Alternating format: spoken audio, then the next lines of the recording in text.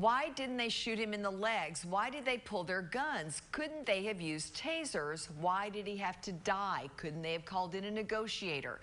These are questions we hear regularly after police officers shoot a suspect. Right, and they were raised again between the Austin East shooting and the release of that body cam video. It's something Knox County DA Sharm Allen took time to point out yesterday was the time factor here. 11 seconds between officers catching sight of that gun and one of them shooting Thompson. So WATE 6 on Your Side reporter Austin Martin sought out an expert today. Austin, how do officers train to make that quick but deadly decision? Well, today I've learned a lot goes into that decision. Everything from where the incident is to who's around. All things an officer has to think about in that moment. But the decision isn't one officers take lightly, and those who train them say it's a last resort. A quarter of a second. Did you even see a gun? No.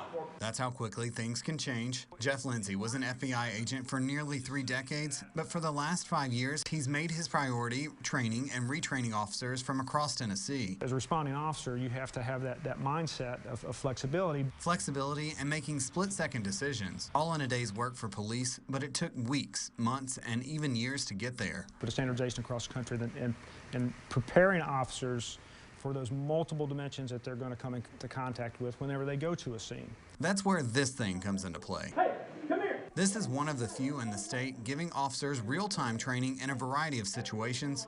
This technology is equipped with different outcomes. Change the variables. But all that training is put to test in situations like last week's shooting at Austin East. Officers had just seconds to decide what to do. Every single circumstance, every single officer is going to be absolutely perfect in how they respond. And unfortunately, that's not reasonable because no profession, doctors cannot be absolutely perfect in the way that they respond. But it's not all about perfection. Everyone that takes an oath to be a law enforcement officer, to be a peace officer, is a human.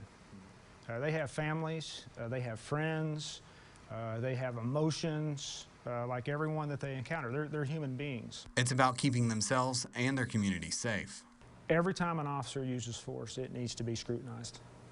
And there needs to be transparency and accountability.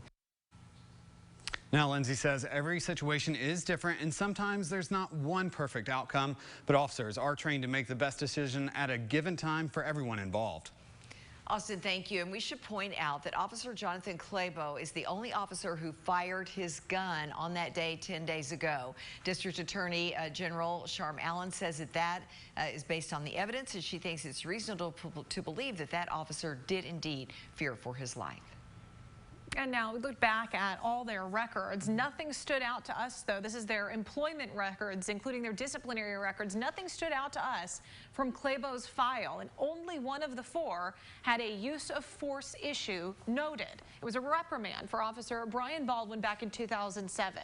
We've posted that deep dive into these personnel files over on WATE.com if you'd like to take a look for yourself.